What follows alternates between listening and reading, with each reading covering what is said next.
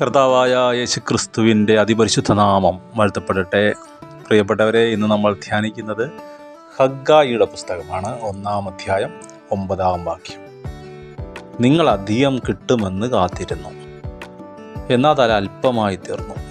നിങ്ങളത് വീട്ടിൽ കൊണ്ടുവന്നു, ഞാനും അത് ഊതിക്കളഞ്ഞു. അതെന്തുകൊണ്ട്? എൻ്റെ ആലയം ശൂന്യമായി കിടക്കുകയും നിങ്ങൾ ഓരോരുത്തരും താന്താൻ്റെ വീട്ടിലേക്ക് ഓടുകയും ചെയ്യുന്നത് കൊണ്ട് തന്നെ എന്ന് സൈന്യങ്ങളുടെ യഹോവയുടെ അരുളപ്പാട്. കേൾക്കുമ്പോൾ ഒരു നെഗറ്റീവ് തോട്ടായിട്ട് തോന്നും, പക്ഷെ അങ്ങനെയല്ല. കാരണം പ്രവാചകനിലൂടെ കർത്താവ് ഈ ദൂത് ആ ജനത്തിനോട് പറഞ്ഞപ്പോൾ അവിടെ വചനത്തിൽ എഴുതിയിരിക്കുകയാണ്, ജനം യഹോവയെ ഭയപ്പെട്ടു.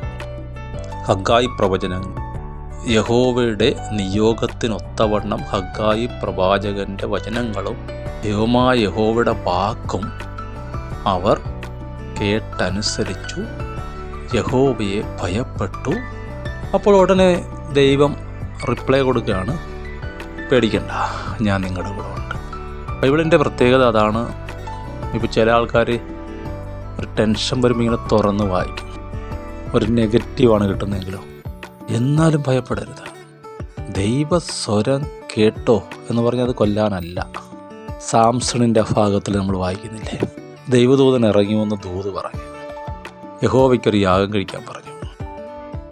യാഗജ്വാലയിൽ ഈ ദൂതൻ കയറിപ്പോയപ്പോഴാണ് മനോഹയും ഭാര്യയും അറിയുന്നത് ഇതൊരു ദൈവദൂതനാണെന്ന്. അതുവരെ ഒരു ഉപദേശിയാണെന്ന് വിചാരിച്ചിരിക്കുകയായിരുന്നു. അപ്പോൾ ഉടനെ മനോഹ പറഞ്ഞു, അയ്യോ, നമ്മുടെ പണി തീർന്നു, കാരണം ദൈവത്തെ കണ്ടാൽ ജീവിച്ചിരിക്കില്ല, നമ്മൾ മരിച്ചു പോകും. ഭാര്യ പറയുകയാണ്, അങ്ങനെ നമ്മളെ കൊല്ലാനായിരുന്നെങ്കിൽ യഹോവ ഈ നല്ല കാര്യം നമ്മളെ അറിയിക്കുമോ? നമ്മുടെ കയ്യിൽ നിന്ന് കാഴ്ച വാങ്ങുമോ? അതുകൊണ്ട് പേടിക്കണ്ട. ഒരു നെഗറ്റീവ് ദൂതാണ് കിട്ടുന്നതെന്ന് വിചാരിക്കുക. നിനവേ നിവാസികൾക്ക് നോക്കിക്കുക, നെഗറ്റീവ് ദൂതാണ് കിട്ടിയത്.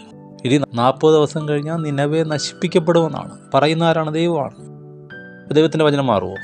പ്രവാചകന് ദോഷം സംഭവിച്ചു, ക്ഷീണം സംഭവിച്ചു, ദൂത് തെറ്റിപ്പോയെന്നുള്ള. അതുകൊണ്ടാണ് കരുണ ന്യായവിധിയെ ജയിച്ചു പ്രശംസിക്കുന്നു എന്ന് പറയുന്നത്. ഒരു നെഗറ്റീവ് തോട്ടിനെ, നെഗറ്റീവ് ദൂതിനെ അക്സെപ്റ്റ് ചെയ്യണം.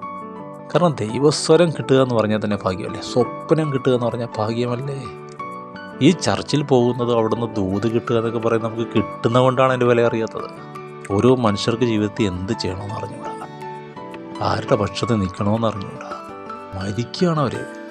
അവരുടെ കുഞ്ഞുങ്ങൾ നശിച്ചു പോകുന്നവർ കണ്ടുകൊണ്ടിരിക്കുകയാണ്. ചില സ്ഥലങ്ങളിൽ ഭക്ഷണമില്ലാതെയും ജോലിയില്ലാതെ ആൾക്കാർ അലയുകയാണ്. അവർക്കറിയില്ലല്ലോ എന്ത് ചെയ്യണമെന്ന്. ദൂത് കിട്ടുന്നില്ലല്ലോ, ഗൈഡൻസ് ഇല്ലല്ലോ. കൃപയാൽ നമുക്കിതെല്ലാം കിട്ടി. നമ്മുടെ ദൂത് എന്താണ്? ആലയത്തെ ശ്രദ്ധിക്കുന്നില്ല, വീടിനെ ശ്രദ്ധിക്കുന്നുണ്ട്. കുഞ്ഞുങ്ങളുടെ ഭാവി, പഠനം, വീട്, സ്ഥലം, ബാങ്ക് ബാലൻസ്, ഇതെല്ലാം ശ്രദ്ധിക്കുന്നുണ്ട്. ചർച്ചിനെ കുറിച്ചൊരു ചിന്തയില്ല. ഉപദേശി അങ്ങനെ കഴിയുന്നതെന്ന് ചിന്തിക്കുന്നില്ല. ഉപദേശിയുടെ മക്കൾ ഒരു നിഴലാണ്. ആ കുഞ്ഞുങ്ങളെ സ്നേഹിച്ച് അവർക്ക് നന്മ ചെയ്താൽ നിങ്ങളുടെ കുഞ്ഞുങ്ങൾക്ക് നന്മ വരും. അല്ലെങ്കിൽ അതിനുവേണ്ടി അവർ വെച്ചിരിക്കുന്നത്, അവിടെ ഒരു സഹോദരി വെച്ചിരിക്കുന്നത് അതിനു വേണ്ടിയാണ്. ചില പരീക്ഷകളോ ബുദ്ധിമുട്ടുകളൊക്കെ നമുക്ക് തോന്നിയേക്കാം, പക്ഷേ അനുഗ്രഹത്തിന് വേണ്ടി വെച്ചിരിക്കുകയാണ്. ചർച്ച് ബിൽഡിങ്, ഇതൊക്കെ ഒരു ഭൗതികമായ കാര്യം. അതിനപ്പുറത്തൊന്നില്ലേ? സഭയെന്ന് വിളിക്കുന്നത് ആ കൂട്ടായ്മയല്ല. ആ കൂട്ടായ്മ പൊളിഞ്ഞു കിടക്കുന്ന കണ്ടിട്ട് വിഷമമുണ്ടാകുന്നാണ് ചോദിക്കുന്നത്. ഒരുവനാൽ ഒരുവൻ ഒടുങ്ങിപ്പോകുന്നത് കണ്ടിട്ട് വിഷമമുണ്ടാകുന്നാണ് ചോദിക്കുന്നത്.